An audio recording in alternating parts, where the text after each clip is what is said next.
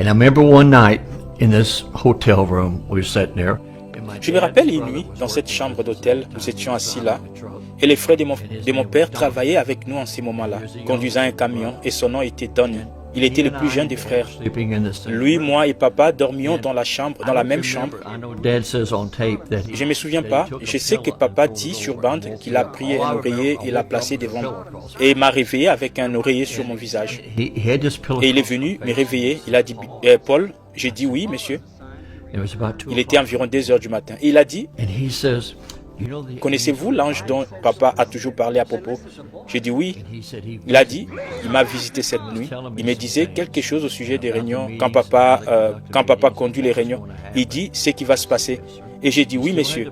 J'avais toujours l'oreiller sur ma face. Et il a dit, je lui ai demandé si je pouvais te réveiller et aussi réveiller mon frère Donny.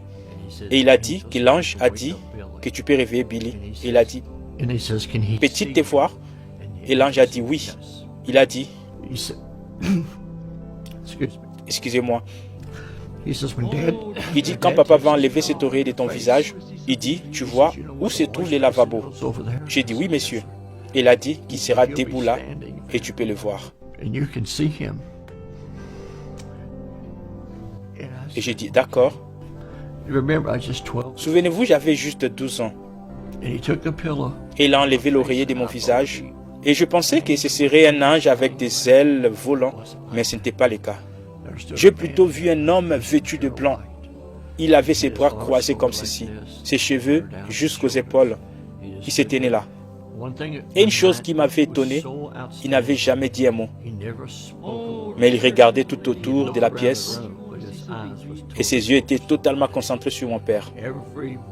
À chaque mouvement, il regardait mon père. Et je peux revoir encore cela maintenant. Il pouvait regarder tout autour de la chambre, regarder un peu vers moi et vers mon oncle. Mais ses yeux n'avaient jamais laissé papa. Et je me suis accroché à papa parce que je ne savais pas, c'était un homme debout qui se tenait là, dans la pièce, près de la fenêtre. Je n'ai jamais oublié, papa m'a dit, fils, ne t'effraie pas. Il a dit, il a été envoyé de la présence de Dieu Tout-Puissant. Il ne te fera pas du mal. Il dit, ce sera une bénédiction. Les regardant s'est tenu très près et papa m'a tenu.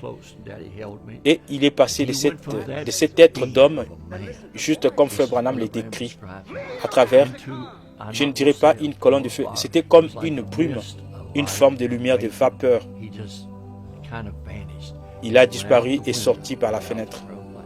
Et quand il a quitté, un arc-en-ciel est venu par la même fenêtre et il est resté suspendu dans cette chambre pendant des heures.